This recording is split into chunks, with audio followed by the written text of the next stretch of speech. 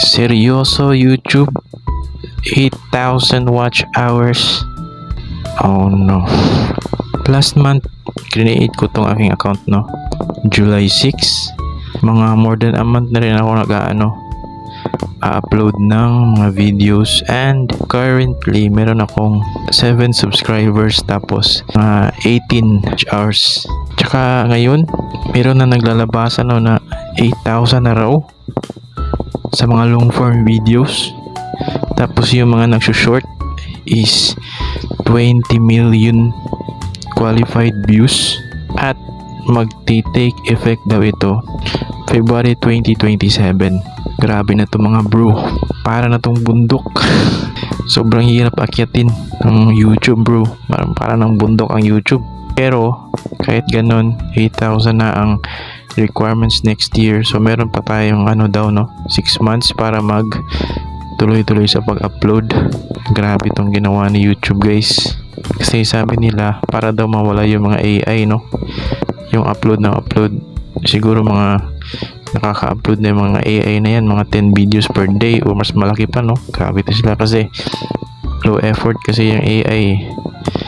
Mo yan, makikreate mo yung mga video na yan siguro 1 minuto, 2 minuto. Dahil sa AI nagkakaano na daming binago ng AI bro, para sa mga new YouTubers na kasi simula pa lang, gaya ko. Last month pa lang itong aking YouTube videos, meron pa lang akong 40 videos. Sobrang hirap nito bro, pero para sa akin hindi naman ako pinanghinaan ng loob, kasi kahit anong mangyari tutuloy ko to, tuloy-tuloy na. Hindi ko alam kung anong mangyayari sa aking channel, basta ang alam ko patuloy ako mag-upload lang ng upload. Hindi ko alam kung sa 6 months maaabot ko ba yung 4,000 watch hours, no? At saka 1,000 subscribers.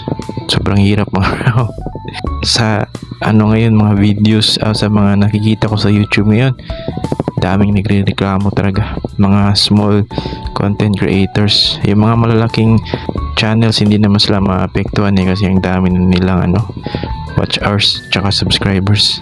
Pero may ulit sila na agreement, na ipapa-agree sa kanila na agreement. Hindi natin alam na yun ang nakita ko sa mga videos, no? Para sa akin, good luck na lang sa ating mga, kasi simula pa lang, no? Or mga very small content creators. Good luck sa atin, sana makayanan natin tong 8,000 watch hours sa mga long form videos, at sa mga shorts 20 million na magti-take effect next year, February.